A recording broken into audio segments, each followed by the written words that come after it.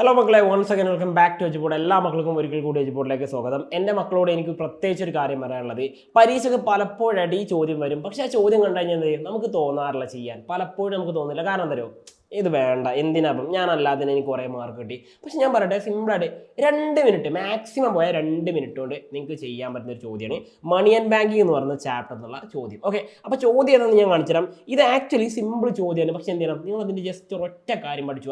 ഒരൊറ്റ കാര്യം, ഒരു കാര്യം എന്ന് പറയുന്നത്, ഇപ്പോൾ ഉദാഹരണം നിങ്ങൾക്ക് അറിയുന്ന കാര്യം, 2ന്റെ കൂടെ 3 കൂട്ടിയാൽ എത്ര കിട്ടുക, 5 ആണെന്ന് നിങ്ങൾക്കറിയാം അല്ലേ. അതിന് ഏത് ഉറക്കത്തിൽ ചോദിച്ചാലും നിങ്ങൾ പറയും.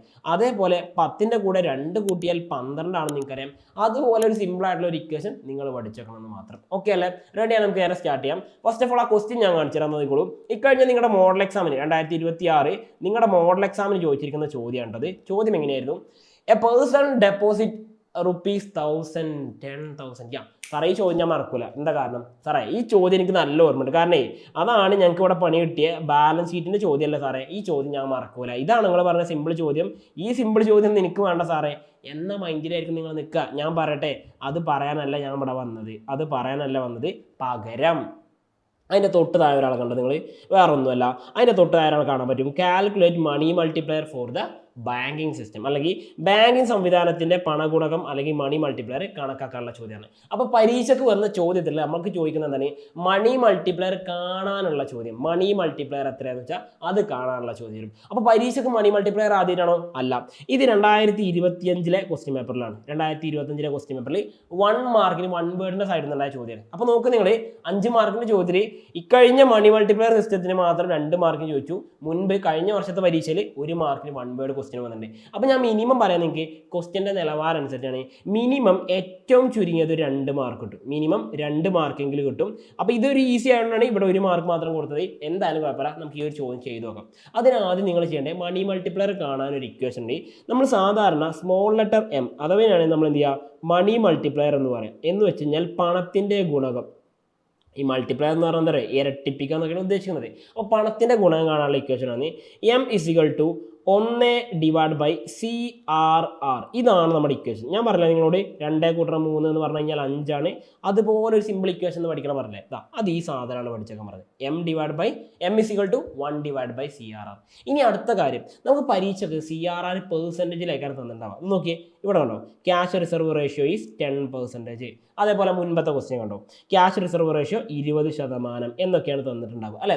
അപ്പോൾ ഈ ശതമാനത്തിൽ തന്നതിന് നമ്മൾ എന്ത് ചെയ്യണം, അതിനെ ഡെസിമലിലേക്ക് മാറ്റണം. ഡെസിമൽ എന്ന് പറഞ്ഞു കഴിഞ്ഞാൽ ദശാംശ സംഖ്യയിലേക്ക് മാറ്റണം. അപ്പോൾ നിങ്ങൾ ചെയ്യേണ്ട കാര്യം, ഇപ്പോൾ ഇവിടെ തന്നിരിക്കുന്നത് 10% എന്നല്ല തന്നെ, ഇത് നമ്മൾ ഡെസിമലിലേക്ക് മാറ്റാൻ വേണ്ടി ആ 10നെ എന്ത് ചെയ്യുക, 100 കൊണ്ട് ഹരിക്കുക. അപ്പോൾ എന്താ ചെയ്യുക, കാൽക്കുലേറ്റർ ഉണ്ടാവും, കാൽക്കുലേറ്റർ കൊണ്ട് പരീക്ഷയ്ക്ക് പോവുക. 10നെ 100 കൊണ്ട് ഏറ്റവും ഉത്തരത്തിൽ കിട്ടുക 0.1 ആണെന്ന് കിട്ടുക. ഇത് മാത്സിൽ ബേസിക് നോളജിൽ എല്ലാവർക്കും കിട്ടുന്നതായിരുന്നു 0.1 അല്ലേ. ഇനി അതേപോലെ ഇവിടെ 20% അല്ലേ, യെസ്. 20% എന്ത് ചെയ്യുക, നമ്മൾ ഈ ഡെസിമലിലേക്ക് മാറ്റാൻ വേണ്ടി 20 ഹരിക്കണം 100 ചെയ്യുക. എത്ര ഉത്തരം കിട്ടുക, 0.2 എന്ന് കിട്ടും. അപ്പോൾ 0.2 എന്ന് കിട്ടും, കണ്ടല്ലോ. അപ്പോൾ ഈ പറഞ്ഞ മെത്തേഡ് മാത്രം ഫോളോ അപ്പ് ചെയ്യുക. എന്താണ് പറഞ്ഞത്, 0.2 കിട്ടി, അതേപോലെ 0.1 കിട്ടി. ഇനി എന്താ ചെയ്യേണ്ടത്, ഇനി ഇക്വേഷൻ സിമ്പിൾ ആണല്ലേ. എന്താ ചെയ്യേണ്ടത്, 1/CRR എന്ന ഫോർമാറ്റിൽ ചെയ്ത് നോക്കാം. നമുക്ക് ഈ ക്വസ്റ്റ്യൻ ചെയ്ത് നോക്കാം. അപ്പോൾ നമുക്കറിയാം മണി മൾട്ടിപ്ലയർ = 1/CRR എന്നാണുള്ളത്. അപ്പോൾ നമുക്ക് അത് പ്രകാരം നോക്കാം. 1/CRRന്റെ വാല്യൂ എത്ര, 0.1. അപ്പോൾ എന്താ ചെയ്യുക, കാൽക്കുലേറ്റർ ഉണ്ടാവും വീണ്ടും അല്ലേ. കാൽക്കുലേറ്റർ നമ്മൾ നോക്കുമ്പോൾ എത്ര കിട്ടുക, 10 എന്നാണ് ഉത്തരം കിട്ടുക. അപ്പോൾ ഈ ശരി ഉത്തരം കിട്ടി. ഏതാണ് ഉത്തരം വരിക, ശരി ഉത്തരം ഓപ്ഷൻ C ആണ് വരിക. 10 എന്ന ആൻസർ കിട്ടി. കഴിഞ്ഞ ഈ 2025 1 മാർക്ക് കിട്ടുകയുള്ളായിരുന്നു. പക്ഷേ ഈ 1 മാർക്ക് നിങ്ങൾക്ക് ഷുവറാണ്. ഇനി നിങ്ങൾക്ക് ഇത് പോകില്ല. കാരണം എന്താ പറയുക, ഇതിപ്പോൾ ചെയ്യാൻ നമ്മൾ പഠിച്ചു കഴിഞ്ഞു. ഇനി ഇക്കഴിഞ്ഞ മോഡലിന് ചോദിച്ച 2 മാർക്കല്ലേ, നമുക്ക് ചെയ്ത് നോക്കാം. എത്ര വരുന്നത്, മണി മൾട്ടിപ്ലയർ അല്ല പറഞ്ഞേ, യെസ്. മണി മൾട്ടിപ്ലയർ = 1/CRR ആണ് ചെയ്യേണ്ടത് അല്ലേ. 1/CRR ചെയ്യണം. അത് പ്രകാരം നമുക്ക് നോക്കാം. M = 1/CRRന്റെ വാല്യൂ നമുക്ക് കിട്ടിയ എത്ര കിട്ടിയ, 0.2 എന്നാണ് കിട്ടിയത്. അപ്പോൾ 0.2 എന്ന് കിട്ടും. അപ്പോൾ എത്ര കിട്ടുക, 5 എന്നാണ് കിട്ടുക. എത്ര കിട്ടുക, 5 എന്നാണ് കിട്ടുക. ഈ 5 എന്ന് പറയാൻ എന്താണ്, മണി മൾട്ടിപ്ലയർ 5 ആണ്. ഇപ്പോൾ ഒരാൾ 10,000 രൂപ കൊണ്ടുവന്ന് അവിടെ ഡെപ്പോസിറ്റ് ചെയ്ത് കഴിഞ്ഞാൽ അത് എത്രയും മാറും, ആ 10,000 × 5 അതിൻ്റെ 5 ഇരട്ടിയായി മാറുന്ന എത്രയാണ് വരിക, 10,000 × 5 പറഞ്ഞാൽ 50,000 ആയിട്ട് മാറും അല്ലേ. അത്രയുള്ള സംഭവം എന്ന് പറഞ്ഞാൽ. അപ്പോൾ മണി മൾട്ടിപ്ലയർ എത്രയെന്ന് കാണാൻ മാത്രമേ പറഞ്ഞിട്ടുള്ളൂ, 5 ആണ് നമുക്ക് ഉത്തരം കിട്ടുക. അപ്പോൾ അത് എത്രയായിരിക്കും വരിക എന്ന് വെച്ച് കഴിഞ്ഞാൽ, നമ്മുടെ എക്കോണമിയിൽ മണി ക്രിയേഷൻ എത്രയാണെന്ന് വരിക എന്ന് വെച്ച് കഴിഞ്ഞാൽ സിമ്പിളായിട്ട് നമുക്ക് ചെയ്യാൻ മതി, ഈ പറഞ്ഞ വാല്യൂ ചെയ്താൽ മതി. അപ്പോൾ ഇതാണ് മണി മൾട്ടിപ്ലയർ കാണാനുള്ളത്. ഇനി പരീക്ഷയ്ക്ക് എന്ത് ചെയ്യും, ഇനി വരാൻ പോകുന്ന നിങ്ങളുടെ പബ്ലിക് എക്സാമിന് ഈ ചോദ്യം ചോദിക്കും. അപ്പോൾ നിങ്ങൾ പേടിക്കുക മറക്കൊന്നും ചെയ്ത് മണി മൾട്ടിപ്ലയർ കാണാൻ വളരെ ഈസിയാണ്.